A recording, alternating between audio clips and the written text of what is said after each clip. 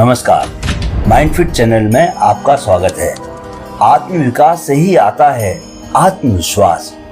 आज गीता सार के तहत हम भगवत गीता के अध्याय 6 के श्लोक 40 को समझेंगे।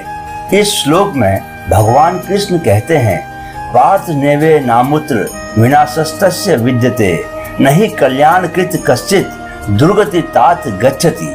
अर्थात हे पार्थ, जो आध्यात्मिक मार्ग पर चलता है उसका न तो इस संसार में और न ही आने वाले संसार में विनाश होता है।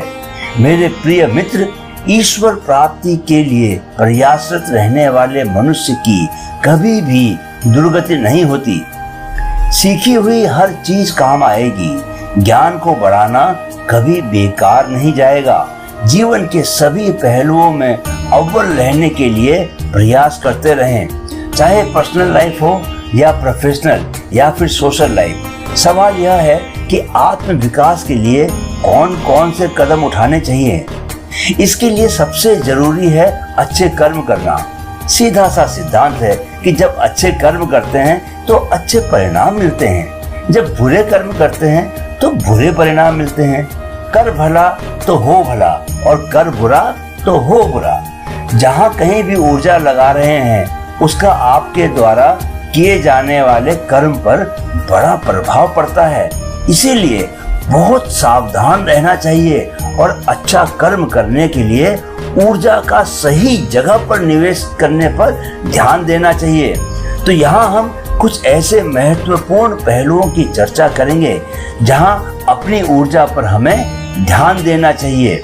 सबसे पहले शारीरिक स्वास्थ्य पर ध्यान दें।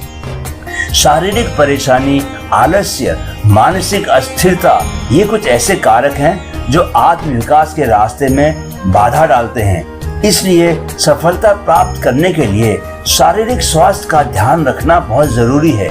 योग, आसन, प्राणायाम और क्रिया शरीर को मजबूत बनाने में मदद करते हैं। योग तकनीक मांसपेशियों के लचीलेपन, रक्त संचार, जोड़ों की स्थिरता को बढ़ाती है।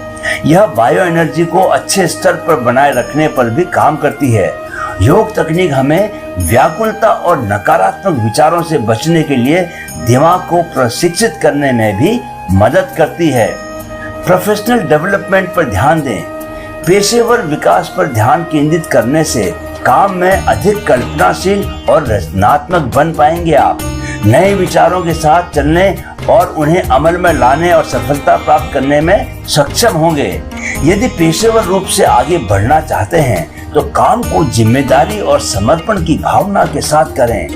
इससे क्षमताएं और काम की गुणवत्ता दोनों में सुधार होगा। विचलित न होने वाला व्यक्ति ही अपनी गतिविधि पर पूरी तरह से ध्यान केंद्रित कर पाएगा। इसके लिए दिमाग को हमेशा अंतिम लक्ष्य की बजाय वर्तमान कार्य पर ध्यान केंद्रित करने के लिए प्रशिक्षित करें। निस्वार्थ भाव से देने पर ध्यान दें। जीवन देने के लिए समर्पित होना चाहिए। जीवन में मुख्य उद्देश्य दूसरों की मदद करना है, चाहे वो परिवार हो, समाज हो या राष्ट्र हो। यदि आध्यात्मिक आत्मविकास प्राप्त करना चाहते हैं तो जीवन का यही एक तरीका है जिसे अपनाना चाहिए। इस तरह कार्य करें कि दूसरे भी आगे बढ़ सकें, चाहे वो घर पर जिम्मेदारियों को साझा करना हो, परिवार के सदस्यों की सहायता करनी हो, सामाजिक आयोजनों में शामिल होना हो, दान करना या समाज में बदलाव लाने के लिए स्वयं सेवा करनी हो। हर कार्य को पूर्ण समर्पण और उत्साह से करें। ऐसा कर पाए तो जीवन दिन दोगुनी और रात चौगुनी गति से समृद्धि और उन्नति के शिखरों की ओर बढ़ने लगेगा। डॉक्टर हंसा योगेंद्र जी के प्रति मन से गहरा आभार। वीडियो देखने के लिए बहुत बहुत धन्यवाद।